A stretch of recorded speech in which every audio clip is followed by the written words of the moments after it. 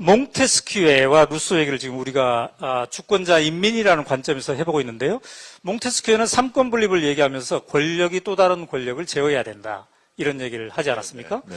근데 대한민국 2023년 지금 권력이 또 다른 권력을 잘 제어하고 있는가에 대해서 의심케 하는 일들이 너무너무 많이 벌어지고 있어요. 그렇죠?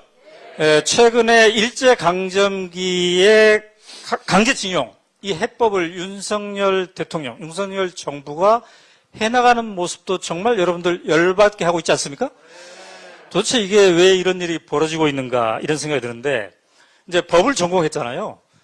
대법원이 뭔가 이 정해놓은 것을 행정부가 나서서 이렇게 바꿔버리는 이런 것에 대해서는 어떻게 지금 지켜보고 있습니까?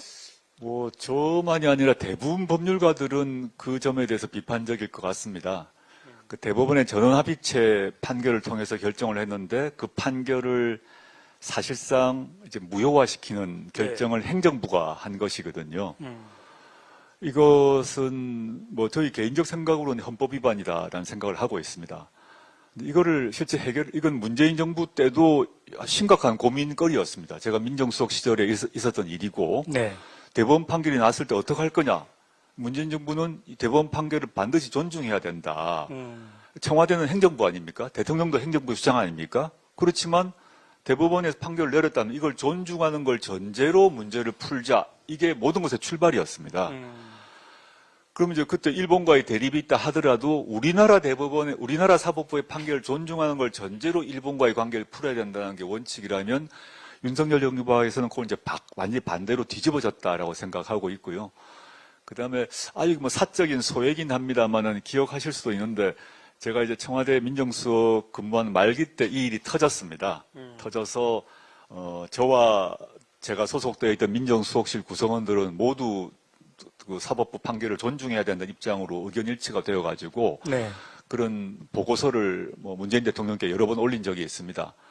그 당시도 이걸 어떻게, 우리 정부, 당시 문재인 정부 내에서도 또는 뭐 언론 내에서도 이거 어떻게 해야 될지 갑론을박이 있었고 어떻게 처리해야 될지 몰라가지고 그런 상황이었는데 민정수석실에는 그런 의견서를 실제 올렸고요. 저는 개인적으로 고민하다가 페이스북에 이 판결을 존중해야 된다는 글도 막 올리고 그러다가 갑자기 요즘에 항상 뭐 이 건 나오는 그 죽창가 뭐 등등 얘기가 공격받는데 제가 그때 동학농민혁명을 다룬 녹두꽃이라는 드라마가 있었습니다. 그걸 네. 보고 이제 그걸 올려가지고 두고두고 공격을 받던데요. 뭐 저는 뭐 감당해야 된다고 생각합니다. 저는 학문적 소신으로 전 대법원 판결을 존중돼야 한다고 하고 그 대법원 판결을 읽어보시면 우리가 지금 다루는 모든 얘기가 다 들어 있습니다. 즉 한일협정으로 개인의 청구권은 끝나지 않았음을 하나하나 논증하고 있기 때문에 한번 꼭 읽어보셨으면 좋겠다 생각을 하고요. 하나만 덧붙이면 죽창가 얘기가 나왔는데 그 시의 제목은 죽창가가 아닙니다. 김남주 시인의 그 시 제목은 노래입니다. 노래. 죽창가가 아니고 고 김남주 시인의 노래가 그 시와 노래의 제목입니다. 근데 그 안에 가사에 죽창이 나오다 보니까 죽창가가 됐고 제가 막 죽창 들고 설치는 사람으로 되었는데 제가 죽창 들고 설치는 그게 아니라 대법원 판결을 행정부는 존중해야 된다는 것을 저의 소신이기도 했고 또 제가 속한 민정수석실에 일치된 의견이기도 했습니다. 그 김남준 시인의 노래 가사 보면은요, 이둠에는 날라와 더불어 꽃이 되라고 하네, 꽃이. 그 다음에 새가 되라고 하네, 들불이 되라고 하네, 그 다음에 죽창이 되라고 그래. 그 중에 하나가 죽창이에요. 꽃이 되라고 하네, 새가 되라고 하네, 이런 것도 있었는데, 참 우리가 하나를 찝어서 어떻게 이거를 왜곡되게 다룰 수 있는가를 보여주는 하나의 사례이지 않나. 근데 아까 말씀하시는 거 제가 들으면서 중요한 포인트는, 자, 대법원 판결했어요. 근데 행정부의 수장이 대통령이 안 따라.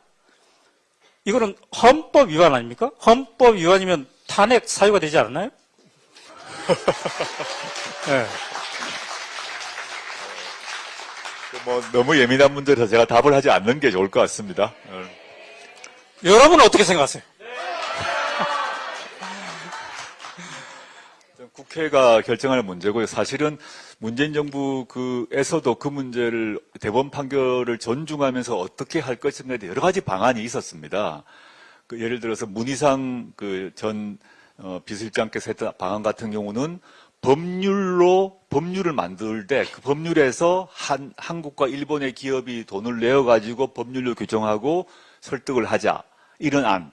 그다음에 그렇지 않고 여러 가지 방안이 있었습니다. 또 일본과 한국의 기업이 공동으로 돈을 마련해서 또 뭘 하자 이런 방안들이 계속 왔다 갔다 하는 상황이었죠. 근데 지금은 한국 기업만 돈을 내지 않습니까? 그래서 타협을 할 수 있다고 생각합니다. 한국과 일본 사이에 타협할 수 생각이 드는데 타협에 있어서 일정한 마지노선이 있는 게 아닌가라는 건 개인적 생각을 하고 있습니다. 네.